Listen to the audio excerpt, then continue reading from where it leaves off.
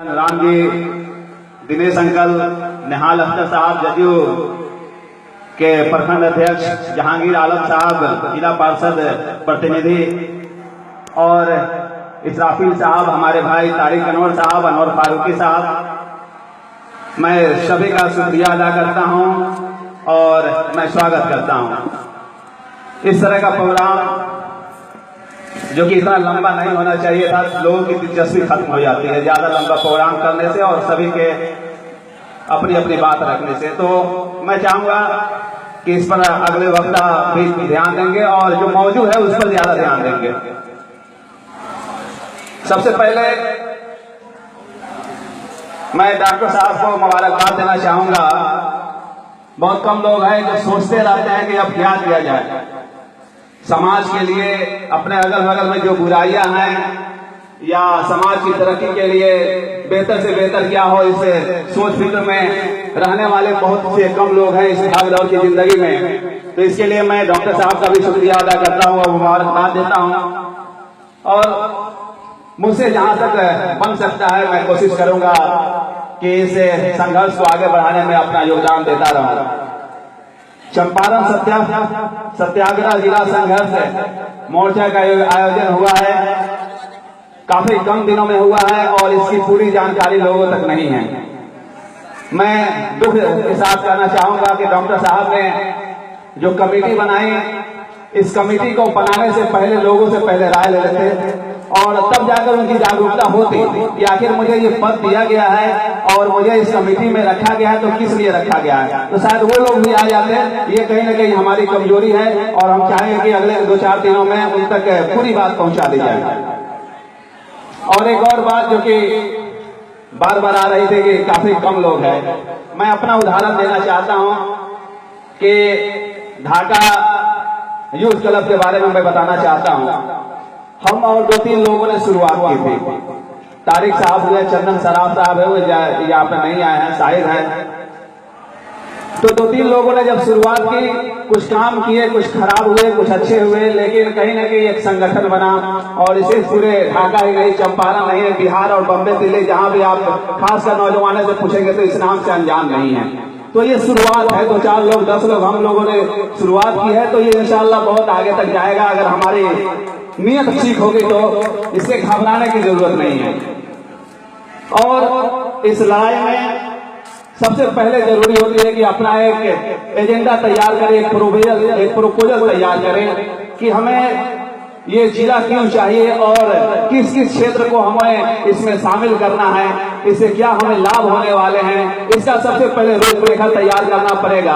और हर गांव में जाकर और कमेटी के जितने भी मेंबर हैं जिन्होंने पद ग्रहण किया है, जिन्हें पद से सम्मानित किया है, कम से कम वो प्रोपोजल और एक एजेंडा जो है वो सभी के पास होना चाहिए और हर गांव में कम से कम 2-4 लोगों तक जरूर होना चाहिए ताकि उसे पढ़े और उसे लोगों तक समझाए कि हमारी मांग क्यों है, हमें इससे क्या फायदे होने वाले हैं।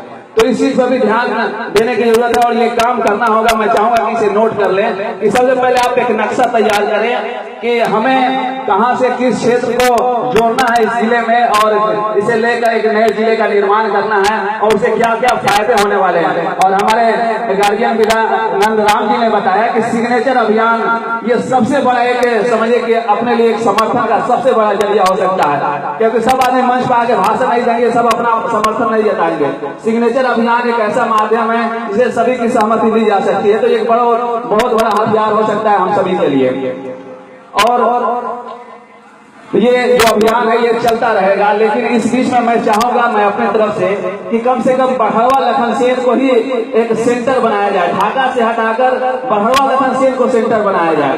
कोई भी योजनाएं आती है सरकार की, चाहे केंद्र सरकार की हो, बिहार सरकार की हो, मोतिहारी में आके अटक जाता है, गांधी मैदान से लेकर सिकरेटियट से लेके वहीं पर अटक जाता है या भितगरवा चला जाता है। मैं चाहता हूं कि मैं इसे इतना हाईलाइट करूं, बढ़वा लखनसेन को इतिहास के पन्नों में तो दर्ज है, लेकिन यहाँ बढ़वा लखनसेन में जो देखने को मिल रहा है, बिल्डिंगें तो बन जाती है, बहुत से ऐसे बिल्डिंगें खंडर हो गई बने जिसका उद्घाटन नहीं होता है, शिलान्यास होकर आ जाता है। लेकिन मैं चाहता हूँ कि यहाँ पे गतिविधि होनी चाहिए, यहाँ पे हलचल बढ़नी चाहिए, किसी तरह के कार्यक्रम हमारे द्वारा, गाँव के लोगों के द्वारा होते रहना चाहिए, अखबार के माध्यम से, सोशल मीडिया के माध्यम से बढ़वा लखनसेन को राष्ट्रीय पदों पर फिर से उभारना होगा। होगा, ये हम सबों की जिम्मेदारी है। तब जाकर ये आपकी लड़ाई मजबूत हो सकती है, वरना मीटिंग और धरने होते रहेंगे और उसका कोई फर्क नहीं पड़ेगा। क्योंकि हमें क्यों चाहिए चंपारण सत्याग्रह? भितगरवा में है, मोतिहारी में है, चंपारण जी का, गांधी जी का स्मारक है, सब चीज है, लेकिन हमें चंपारण सत्याग्रह इस क्षेत्र को बनाना है तो उसका सेंटर हमें बहरवा लखन क्षेत्र को बनाना पड़ेगा। और ये सेंटर राष्ट्रीय पटल पर क्यों है, कैसे उभरेगा? तो यहाँ हमें हर तरह से कार्यक्रम करने होंगे, यहाँ के लोगों को बेजार करना होगा, यहाँ के लोगों को कम से कम ये जिज्ञासा दिलाने होगी, हमें भरोसा जिताना होगा कि आप अगर हमारे साथ हैं, आप सब सहयोग देंगे तभी ये लड़ाई जीती जा सकती है। तो इसके लिए मैं चाहूंगा तारिक जफर साहब है, साहिद साहब है, कमाल हसन साहब है, कि आप गांव के लोगों को बेदार करें, उन्हें आप बताएं कि एक लड़ाई की शुरुआत हुई है, इसमें सबसे पहले बहरवा लखन सिंह को आगे आकर खड़ा होना पड़ेगा। हम लोग आगे पीछे चलेंगे, ये नहीं कि हम लोग आगे चले गए, गांव के लोगों की तैयारी नहीं है, गांव के लोगों की इसमें दिलचस्पी नहीं है, तो फिर हम ये लड़ाई कभी नहीं जीत सकते हैं। तो मैं चाहूंगा कमाल हसन साहब ने जो अपनी किताब लिखी है, इन्होंने बहुत लड़ा है और कहीं न कहीं मायूस है कि और लोगों का साथ नहीं मिला।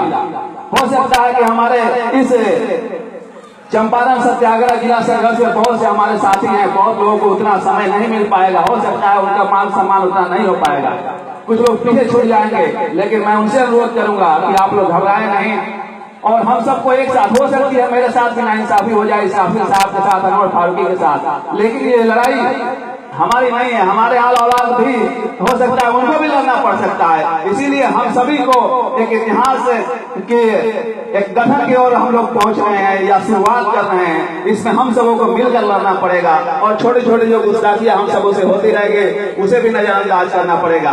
तो मैं अपनी इन्हीं बातों के साथ अपनी बात खत्म करूंगा। मेरा एक जो 2-3 हमने सुझाव दिया है, कम से कम हम लोग एक एजेंडा तैयार करें, प्रोपोजल तैयार करें कि हमें ये चंपारण सत्याग्रह जिला कहां से लेकर कहां, इसका सीमांकन क्या हो, इसका निर्धारण हम लोग करें, इससे क्या फायदे हैं हम सबों को, इसका पूरी तरह से उल्लेख करें उस एजेंडे में। और हर एक गांव, हर एक पंचायत और खासकर इस कमेटी में जितने भी लोगों को जोड़ा गया है और कुछ लोगों को और जोड़ा जाना है, उन सभी तक ये कॉपी उनके पास रहे कि अपने अगल बगल में अपने गांव में पढ़कर लोगों को बताएं, लोगों को जानकारी दें कि हम लोग इस लड़ाई की शुरुआत कर रहे हैं, ताकि उनके पास सबूत होगा। हर आदमी उतना पढ़ा हुआ नहीं है, हर आदमी के पास हिस्ट्री मालूम नहीं है उतनी कि कब गांधी जी आए, कब चले गए, क्या फायदा है चंपारण सत्याग्रह जिला बनाने से। तो ये हमारे पास एक लिखित रूप से होना चाहिए। मैं ये 2-3 मांग हमारी है और ये सुझाव है, इस पर आप अमल करें, इंशाल्लाह जीत हमारी होगी। और ये बड़ी लंबी लड़ाई है, इसीलिए सबको कहीं न कहीं संयमित होकर और इकट्ठा होकर इस लड़ाई को लड़ने की आवश्यकता है। आप सभी का बहुत बहुत शुक्रिया।